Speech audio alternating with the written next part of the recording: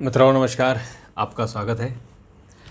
मित्रों, मणिपुर में जो करीब 2 महीने से हिंसा हो रही है, प्रधानमंत्री ने अमेरिका और मिस्र की यात्रा समाप्त होने पर रविवार रात को भारत पहुंचे थे। तो आज उन्होंने मणिपुर पर बैठक की, जिसमें गृह मंत्री, वित्त मंत्री और शहरी विकास मंत्री शामिल हुए और उन्होंने निर्देश दिया कि मणिपुर की हालत ख़राब नहीं होनी चाहिए और जो भी कारण हैं उनको जल्दी से जल्दी सुलझाया जाना चाहिए और एक भी व्यक्ति की जान नहीं जानी चाहिए। तो ये गृह मंत्री अमित शाह ने शनिवार को ऑल पार्टी मीटिंग की थी। तो विपक्षी दलों ने उन्हें सुझाव दिया था। विपक्षी दलों ने ये भी कहा था कि जो राज्य के मुख्यमंत्री हैं एन वीरेंद्र सिंह, उनको हटाया जाए। तो उस पर सरकार चुप है, क्योंकि जो सीएम है वो बीजेपी के ही हैं। तो अगर कोई और पार्टी की होती तो शायद सीएम हट सकते थे, पर चूँकि बीजेपी के हैं तो अपनी सरकार का सीएम कोई नहीं हटाता।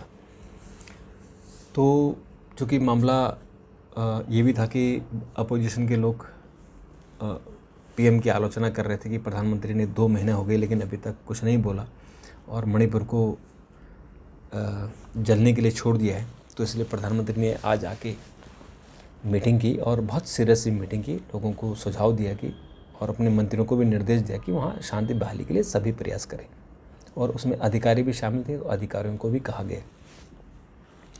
तो इसका मुझे लगता है कि परिणाम आना चाहिए, क्योंकि प्रधानमंत्री अगर खुद कमान संभाल रहे हैं तो उसका अलग ही बात होती है। मित्रों, उसके अलावा दिल्ली में बिजली महंगी हो गई है, क्योंकि जो दिल्ली को बिजली की खरीद हो रही है वो करीबन 8% की बढ़ोतरी हो गई है। तो दिल्ली सरकार ने कहा है कि जो भी लोग 200 यूनिट से ज़्यादा खपत है जिनकी, उनका रेट बढ़ जाएगा कि और 200 से नीचे वालों को वैसे ही फ्री दिल्ली में है। तो बोझ तो उनको पड़ेगा जो बेचारे इनकम टैक्स भी दे रहे हैं, बिजली का बिल भी दे रहे हैं, पानी का भी दे रहे हैं, सब पैसा ही दे रहे हैं, उनसे ही वसूली हो रही है। और जो उनको मुफ्तखोरी करनी है, जिनको मुफ्त देना है, उनको सरकार लगातार मुफ्त दे रही, चाहे राशन हो, चाहे बिजली हो, चाहे पानी हो, चाहे घर हो। तो ये भी एक देश में एक रोष का माहौल है कि जो कमा रहा है, जो मेहनत कर रहा है, आप उसी की जेब से ही खींच रहे हैं, और जो नहीं कर रहा है, जो 8-8, 10-10 बच्चे पैदा कर रहे हैं, उनको आप फ्री में खिला रहे हो। तो ये भी है एक बात। मित्रों, इसके अलावा जो कुश्ती वाले हैं, जो 7 भारतीय महिला पहलवान, उन्होंने ब्रजभूषण शरण सिंह की शिकायत की थी और उन्होंने ये भी कहा था कि हम वापस आंदोलन अपना शुरू करेंगे। लेकिन आज उन्होंने कहा कि अब वो आंदोलन नहीं करेंगे, सड़कों पर नहीं करेंगे, अब वो कोर्ट में ही लड़ेंगे, क्योंकि मामला कोर्ट में है। राउज एवेन्यू में अब 27 यानी कल सुनवाई होनी है और उसके बाद जो पटेला हाउस कोर्ट है वहाँ 4 जुलाई को सुनवाई होनी है। पटेला हाउस कोर्ट में पोक्सो कोर्ट को लेकर है कि जिस नाबालिग लड़की ने आरोप लगाए थे उसका केस दर्ज हुआ था, लेकिन बाद में लड़की मुकर गई थी, तो उस पर क्लोजिंग रिपोर्ट दी है दिल्ली पुलिस ने। और राज एवेन्यू कोर्ट में अब जो आरोप लगाए गए हैं 354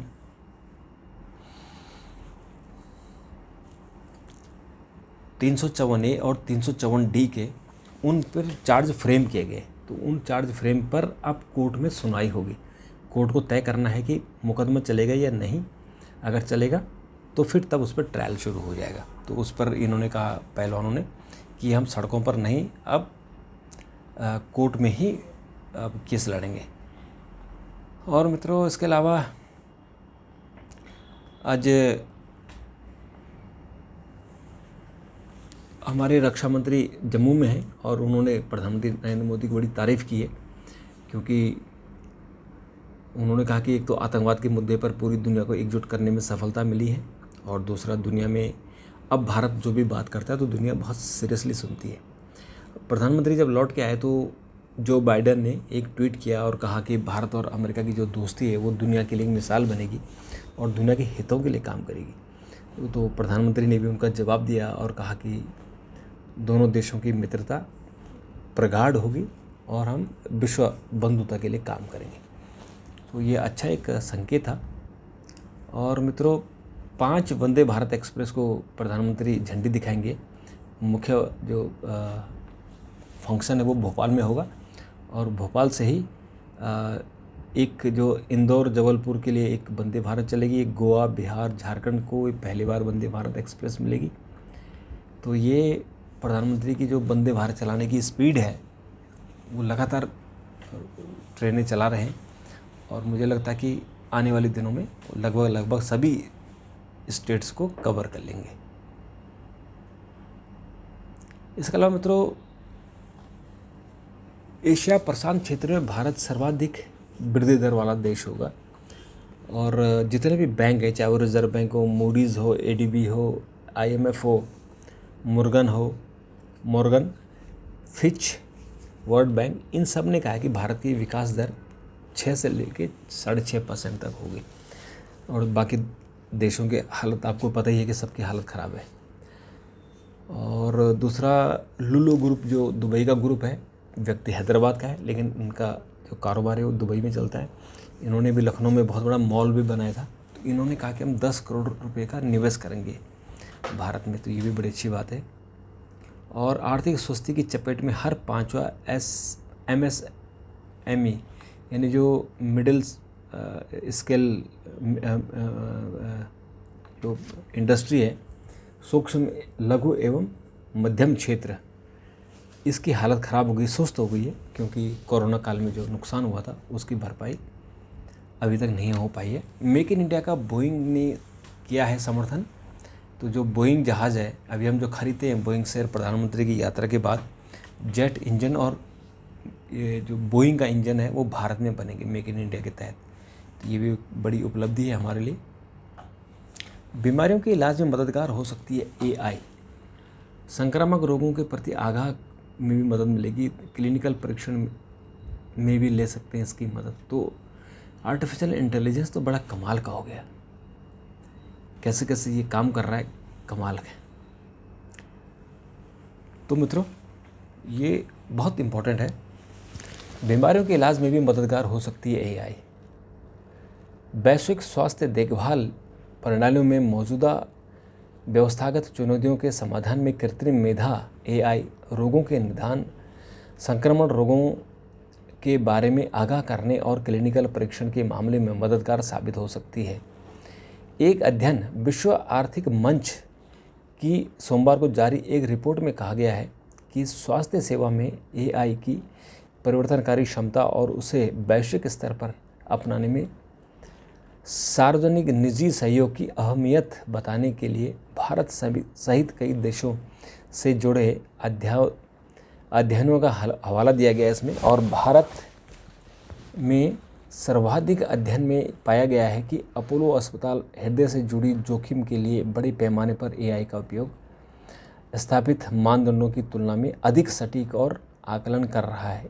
हर साल लगभग 1.8 करोड़ लोग हृदय रोग से मरते हैं, जो दुनिया भर में होने वाली मौतों का करीब 32% है। भारत में हृदय रोगों के होने वाली मौतों की संख्या काफ़ी अधिक है, जहां कम उम्र के लोग इस रोग के शुरू होने और तेज़ी से बढ़ने के साथ उच्च मृत्यु दर भी अधिक है। तो WEF के अध्ययन के मुताबिक अपोलो अस्पताल ने पूरे भारत में 30 करोड़ से अधिक रोगियों की सेवा वाले 50 से अधिक अस्पतालों का संचालन करता है।